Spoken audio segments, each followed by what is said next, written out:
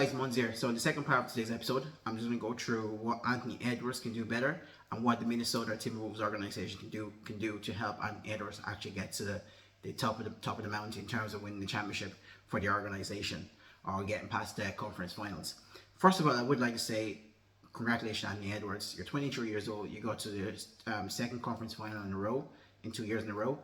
That's a great achievement. Not many 23-year-old as the leader and the best player on the team in the NBA history can say that. Obviously, you have the Jason Tatum, you have the LeBron James, you have I think those are the two that spring to mind in the moment that did accomplish that at a very young age. Where some of the other greats have always been knocked down in the first or second round, or sometimes not even making the playoffs.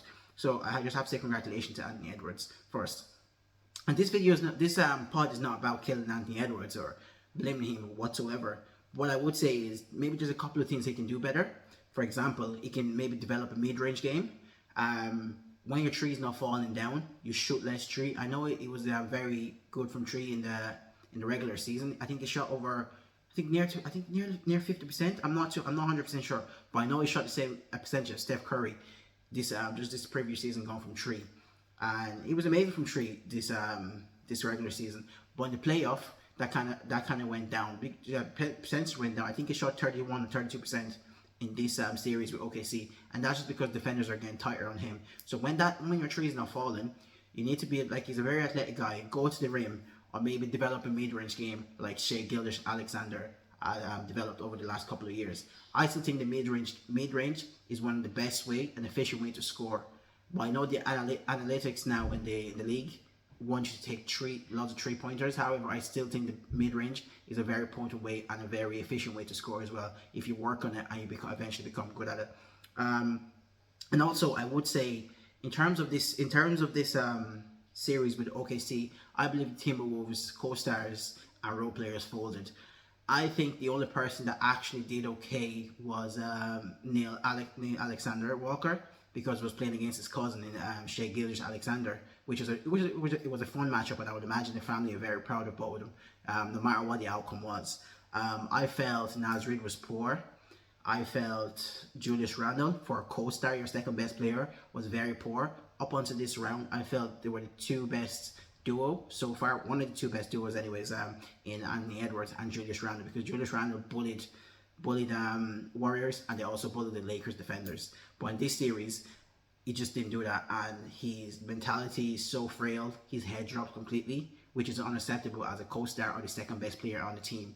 And like I was saying in my previous video, you can see him just giving up in the game. And I was going. If I was his coach, I would go mad at him, because you can't be doing that in a do or die game, no matter what the score is. You just keep in basketball games. You've seen 20 points come back in these playoffs multiple times from Knicks and also the Pacers. So you don't let your head drop. I know it's easy for me to say, however, you're a player.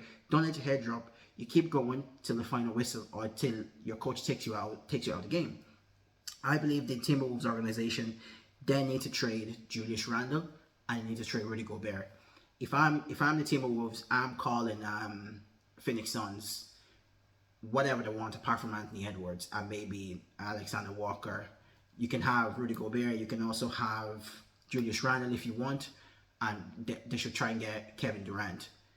Just try and get Kevin Durant, or vice versa. They can call the Bucks and try to see what they want for Giannis as well. Because I believe if Anthony Edwards can get a good co-star, I think he can get to the mountaintop, because I do believe Anthony Edwards is one of the best players in the league, and he's proven that so far in the short career span he's had. He's only 23 years old. He's made 2 conference finals in a row. He's beaten LeBron. He's beaten Steph. He's beaten Jokic along the way. So people should back off Anthony Edwards a little bit, because I do believe he is a star, and I believe when he gets a competent co-star, I believe he can get to the mountaintop, no doubt whatsoever in my mind in that for Anthony Edwards. I believe in terms of Anthony Edwards player development, like I was saying, patience is a virtue, and he also needs to work on his mid-range game, in my opinion. He was always attacking the rim in the first couple of years. Then last year and a half, he developed a tree. He got much better at shooting trees. So for him, he's just doing them. He's doing it step by step by step. First of all, he's an athletic player, always attacking the rim. After a couple of years, he developed a very, very good 3-point shooting. And then I think the next step for him is maybe developing a mid-range game and also being a better passer and initiating the offense for his team. Because I believe he's by far the best player on that organization. And if they build around him competently, I believe he can get to the mountaintop, no doubt whatsoever in my mind. I hope what happened to Kevin Garnett doesn't happen to him, where he stays the franchise for a long, long time, then has to go to like a bigger market team to be able to win. I believe Ant can obviously get there, no problem, no doubt whatsoever. As for Rudy Gobert, I don't know what that brother works on during the off season. He hasn't improved his game whatsoever in the last couple of years. He's a good defensive player. He's a good shot blocker. You would expect it to be 7'4", 7'3", or even taller than that. So for me, I believe he should get traded, because he doesn't seem like he'll work on anything in the offseason, especially offensively. Even the putbacks was absolutely it was embarrassing for him in Game 5. Like, it was basically just nullified out of the game. And defensively, Rudy Gobert, fantastic player, but offensively, he might as well not be on the court, in my opinion. That's just my opinion on what the Timberwolves should do in the offseason.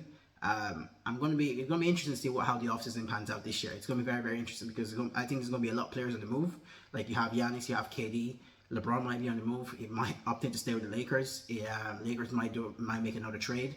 You might see other teams, Knicks, make a trade, because there's the NBA now. There's no super teams anymore. There's very little gap between teams actually getting to the finals, losing the conference final, losing the first or second round, and actually winning the whole thing. So I believe 1 or 2 trades, or maybe one good trade, and sign a couple of decent free agents, or sign a couple of guys in the minimum, can make the big difference between your team winning and your team losing the first or second round, or getting to the finals, or eventually winning the whole thing.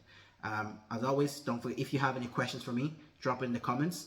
And as always, as well, don't forget to click on the subscribe button. Thank you very much.